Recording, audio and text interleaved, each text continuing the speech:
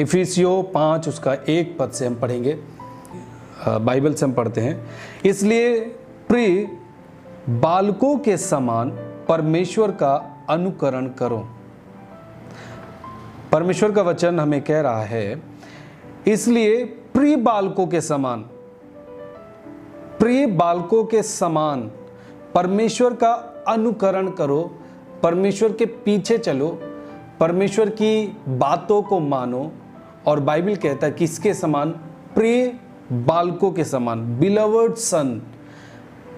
एक प्रिय बालक के जैसे वचन कह रहा है कि हम परमेश्वर का अनुकरण करें, परमेश्वर को फॉलो करें, परमेश्वर के पीछे चलें, परमेश्वर के साथ रहें। और कैसे बालक की तरह?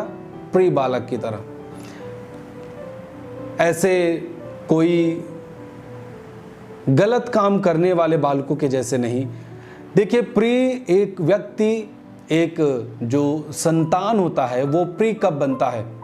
एक बाप के नजरिए में, एक पिता के नजरिए में, माता पिता के सामने वो प्रिय कब बनता है?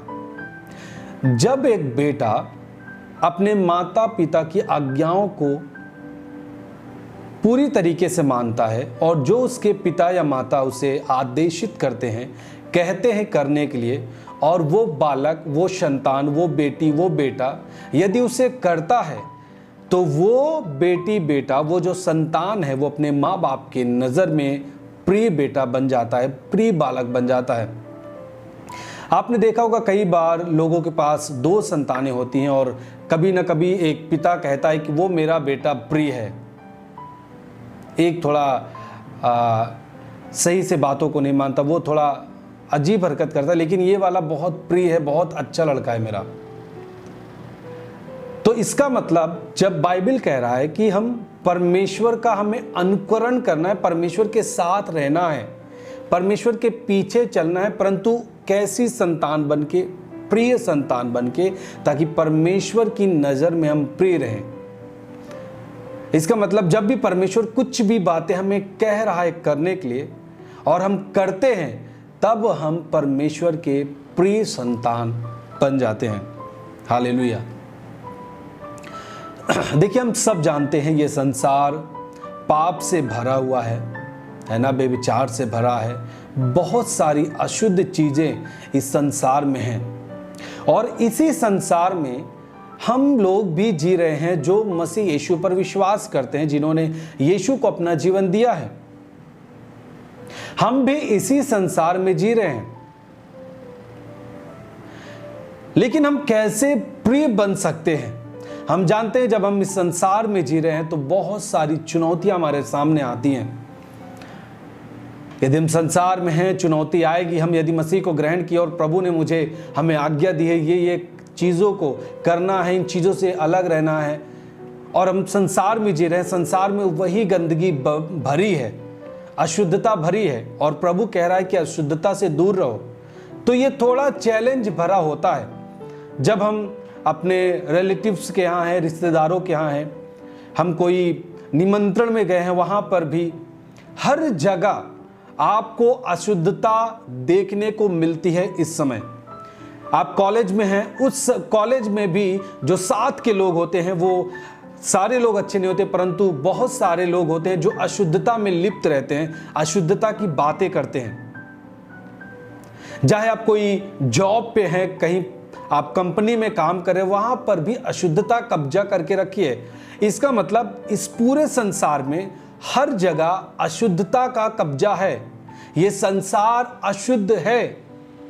अब इसी संसार में जहां पर हम रह रहे हैं, प्रभु कह रहा है कि हमें प्रिय, वचन कह रहा है प्रिय बालकों के समान परमेश्वर का अनुकरण करना है। यह चैलेंज हो सकता है, परंतु जब आप इस चैलेंज को स्वीकार करते हैं तो यह चीज आपके लिए असंभव भी नहीं होती। कठिन तो लगता है कि कैसे मैं जीऊं। प्रभु कहता है, वचन कहता है कि प्रिय बालकों के समान परमेश्वर का अनुकरण करो, पवित्रताई में चलो, बेविचार से बचे रहो, अशुद्धता से बचे रहो। लेकिन कभी कभी लगता है कि जब हम जॉब में हैं, कहीं पर भी हैं, शुरुआती दिनों में फील होता है जब हम प्रभु को ग्रहण करते हैं, कैसे मैं जीऊंगा, हर जगह तो अशुद्धता है।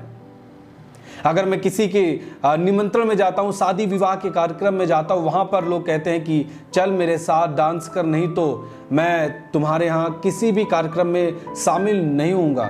तो ये हमारे लिए उस समय जब हम प्रभु को ग्रहण किए रहते हैं, नए नए रहते हैं, हमारे लिए ये चुनौती भरे ये परिस्थितियां होती हैं। परंतु मैं आपको बताना चाहता हूं, जब आप इस चुनौती का सामना करते हैं और आपका निर्णय, आपका पक्ष परमेश्वर के लिए होता है, आप प्रिय बालकों के समान उस समय काम को करते हैं। प्रिय बालकों का मतलब परमेश्वर की आज्ञा को मानते हुए जब आप इस संसार में चलते हैं, आप प्रिय बालक बनते हैं। और जब आप उस चुनौती का सामना करते हैं तो उसका प्रतिफल आपके जीवन में दिखता है। हालेलुया। आप कॉलेज में हैं, कॉलेज में बहुत सारे लोग, हम भी कॉलेज में पढ़े हैं, स्कूल में पढ़े हैं, हम भी जानते हैं इस समय कॉलेजेस में किस तरीके का माहौल रहता है। बहुत सारे लोग अशुद्धता की बातें बोलते रहते हैं, गंदे मजाक करते हैं, बहुत सारी चीज़ों को बोलते हैं। लेकिन उस समय कुछ भी लोग कहें, लेकिन हमारा निर्णय, हमारा काम करना परमेश्वर की इच्छा के अनुसार रहे तो हमारा प्रतिफल बड़ा होगा।